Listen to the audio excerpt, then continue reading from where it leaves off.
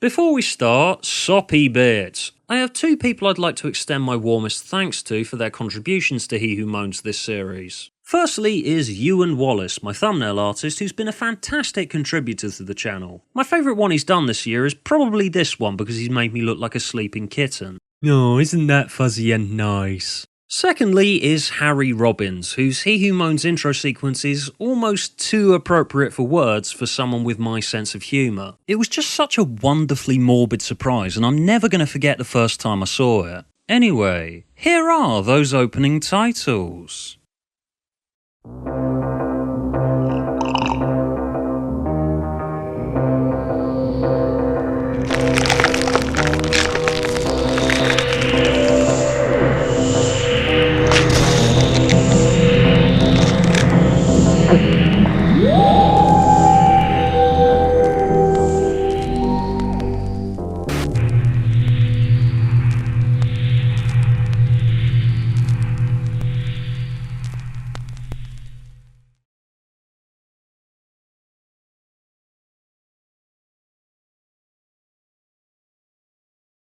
Oh my god, the Doctor falls. I wonder what will happen. Is the Doctor going to fall?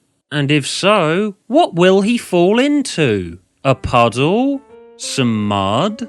Will he hit his head on a big rock or something? Oh my god, I so can't wait to watch this thing and find out. Do I have to do it? Yeah, I have to do it, don't I? I like bleak shit, alright? Can't I just pretend it ended there and Bill got converted into a Cyberman and the Master won and everything was miserable and nobody lived happily ever after? Do I have to see how the resolution will inevitably gut World Enough in Time of all its confrontational twistedness like it's almost certainly gonna? Yeah, but then again, the first one did do that thing in the first 10 minutes where it makes it look like it's going to be obvious and played out, but then it subverted my expectations. Okay, you know what, let's just watch the bloody thing. It didn't totally suck in every way, shape and form. And some bits of it genuinely impressed me. Wasn't expecting that. Right, so while The Doctor Falls wasn't anywhere near on the same level as World Enough in Time, at least in the horror department, it was a solid 60-minute bit of pulp sci-fi with some highly engaging and inventive character drama. This seriously got me wondering why it is that with the Cybermen we always just have them flying about and shooting stuff. Why is character drama with them so rare? They're not just generic robot people, there's a fantastic idea behind them that's rarely, if ever, explored in Doctor Who, classic or modern. Anyway, I'll get to the ramifications of Cyberbill in a minute. Let's start out with my least favourite angle, the Master.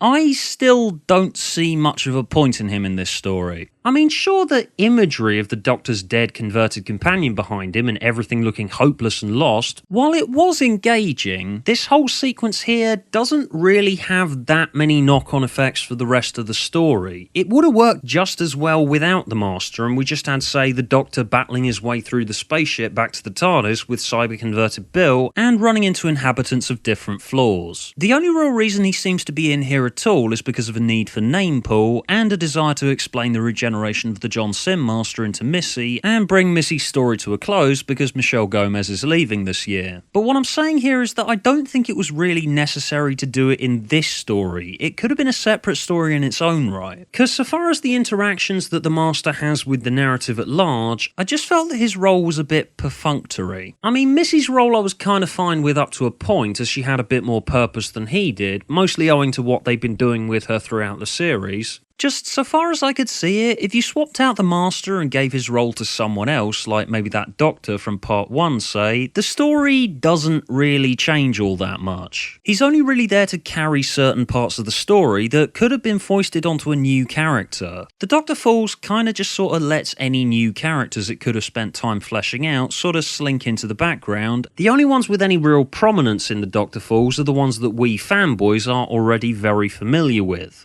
But this opening scene of the devastated city and the marching Cybermen is really well done. It does a good job of hammering how all looks lost for the Doctor and reinforcing the high stakes. And I also really enjoyed that little speech the Doctor gives about the Cybermen rising up wherever there's humans, because they're the next step in human evolution. That's why their designs are usually different, because they have separate origins brought on by mankind's desire to survive. That's why the Cybermen are so horrifying, because they look and act so different, but they're so familiar at the same time. There's something we recognise in them. They're supposed to be a natural progression for humanity, a horrifying compulsion for survival at all costs that lives in a dark place inside of us, something that makes us give up everything that makes us who we are just to carry on living. The different floors of the ship, carrying the appearance of a little society and time flowing at different speeds on different floors, still works wonders for the narrative like it did last time. As the Doctor and co escape the ruined city, the Cybermen evolve and progress below decks over many years to the point where they can follow them. And while they're doing that, everyone's got time to prepare for their arrival. And they're stopped from getting back to the TARDIS immediately because of the time issues. This is what I like so much about it. It's essentially foolproofed the story, so it's got a reason to execute a fair bit of strong character drama throughout the duration. Although it doesn't totally pull off the strong character drama bit of this with everyone though. I would have liked it if we'd spent a bit more time with the people living on this rural countryside floor of the colony ship. The opening scene of them fending off against invading early stage Cybermen was a bit short and a bit blunt in my opinion. We don't really spend that much time fleshing them out and making them feel like real people because a fair chunk of the episode is dedicated to the rather unnecessary Master stuff.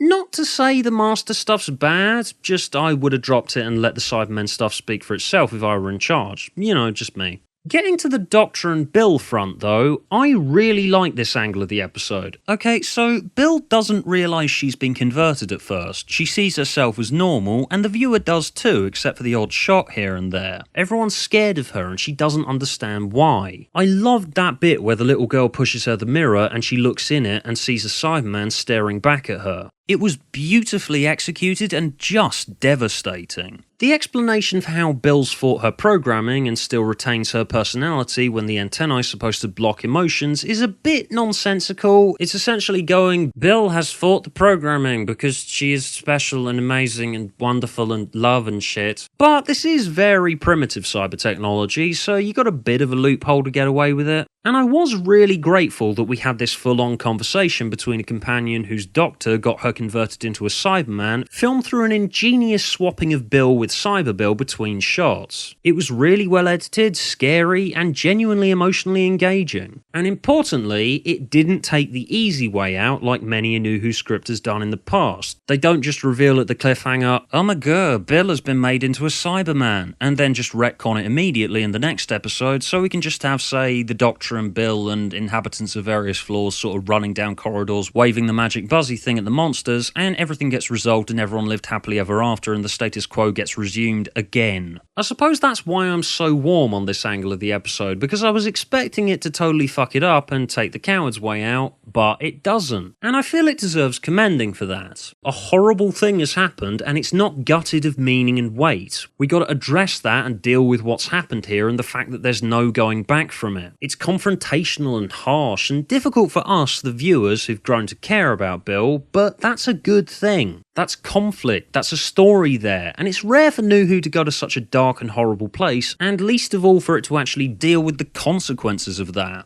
And I don't know about you, but I think that's a beautiful thing. It does drag around the middle of it though, and Nardol's romance, can we call it that, with this lady was a bit conciliatory and not really written with that much enthusiasm. And the whole thing sort of takes a bit of a dive when the modern Cybermen show up. As said, I do like the idea of them evolving and upgrading themselves below decks while the surviving humans prepare to fend them off, but I suppose that given we've spent a whole episode with the horrifying primitive Cybermen, seeing the modern ones that look like action figures and with voices that are a bit too polished, it's kinda hard to see them and not think, this doesn't really compare. Though, as said, nice idea, and there are some decent-ish action scenes here as they fend off against the invading Cybermen. I mean, the exploding apple stuff is a bit, well, stupid, but it's the sort of thing that probably should have happened in Death in Heaven. As I said last time, this entire finale is basically the bare bones of Dark Water and Death in Heaven, but wrapped with some actual meat and substance for a change. While it is really obviously a retread and nothing new really, it's more effective and demonstrates learning from past mistakes, so I can kinda forgive it for not being too adventurous. It does do a good job of emphasising just how hopeless and desperate this situation feels. We did reach ultimate high stakes point last time and the Doctor has kind of already lost, but it continues on with its characters broken and beaten by an almost impossible scenario. It's almost, not quite, but almost everything that I've wanted New Who finales to do. It's got emotional weight and it feels as though it's earned it. And I was still really struggling to see how it would all get wrapped up in the last 10 minutes. Although when I did get to the last 10 minutes I thought, there's 10 minutes left. And the story doesn't feel like it's ended yet. One thing that I really didn't used to like back in the Russell era was when he'd basically wrap the story up about 15 minutes before the end of the second part of the finale and have the remainder of it dedicated to getting everyone back home and or visiting past companions and exchanging long, overly indulgent, meaningful looks. In this case though, with Bill's departure, it's confined to the last 10 minutes. Bill's departure from the series is touching, short and succinct and woven directly into the process of wrapping up the story. While also being really stupid and nonsensical and yet another example of Moffat gutting a moment of emotional weight. Yes, it is possible for me to think both of those things at the same time, let me explain. So, Bill's Cyberman body dies, and Heather from the pilot comes back and allows now dead Bill to live on as water. It was a bit of a Deus Ex Machina getting her out of it when all looks lost, but come on, it's New Who, what did you expect? And alright, I guess I am a bit soppy. I thought it was a good enough idea to resolve things. You can't leave everything totally fucked forever. Someone's got to chuck the Doctor back in his TARDIS, ready to continue the series in its next iteration. And it still provides the end of Bill's story with some kind of dramatic weight. I mean, yes, Heather does say that there's a way out for her. She can remake Bill and give her old life back, which I personally thought was cheesy and underplayed the drama of it and kind of totally ruined the moment. I can make you human again. It's all just atoms, you can rearrange them any way you like. I can put you back home.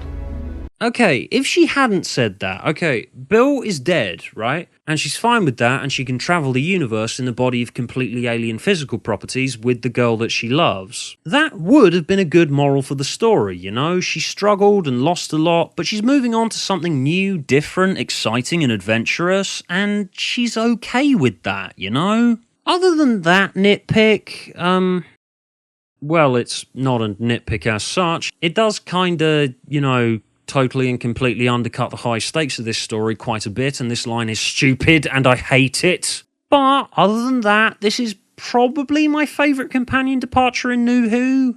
But possibly? Sort of? Maybe? I don't know, I'm really conflicted on it, to be honest. But I did think it was a nice, emotional and uplifting ending to Bill's dark and twisted and nasty final story, and... Oh, wait, what? Wait, she's in the Christmas special. Oh, for fuck's sake, are you fucking kidding me? Wait, that happened in Death in Heaven as well. This is a total rerun of Death in Heaven. And I fell for it then as well, like... Oh god, I'm so gullible.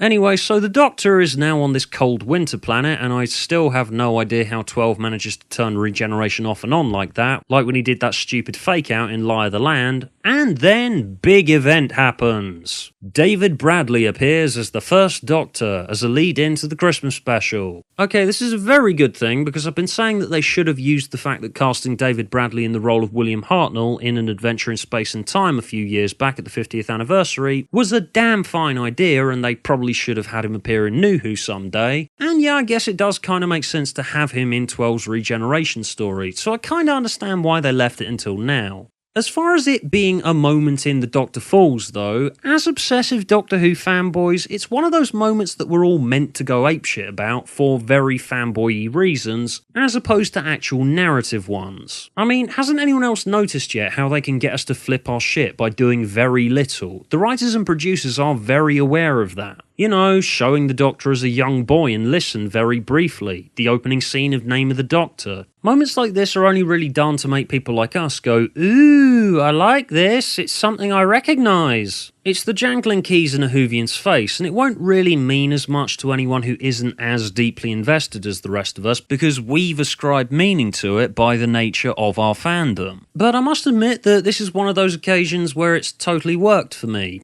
The prospect of a multi-Doctor regeneration story with the first Doctor... yeah, that's totally done it for me and got me pumped for it. Jesus, I'm actually excited about the Christmas special now. It's actually going to feel like an event for a change. Anyway, before I leave you all for another video, it's time for... Prediction Corner, the section of He Who Moans where I try and predict what will happen in future episodes. Okay, so big revelation time. Okay, I predict that in the Christmas special, the 12th Doctor is going to regenerate into the 13th Doctor. Oh, okay, serious, okay. Okay, so Twice Upon a Time is probably going to be some sort of weird quasi-meta dreamscape sort of piece where the Doctor's on another Christmas-themed planet again, but this one's a bit more sinister than before, and ominous things keep happening, foreshadowing the regeneration. We got Santa's little elves partaking in regular knife fights. And Santa himself looks like the Grim Reaper and brings children death in a box. And the first Doctor gives 12 a present, and he opens it and it's a bit of his new incarnation's skull. And he unwraps more presents, and they're all bits of flesh and bone of the new person that he's going to become. Merry Christmas, Doctor, you're about to die.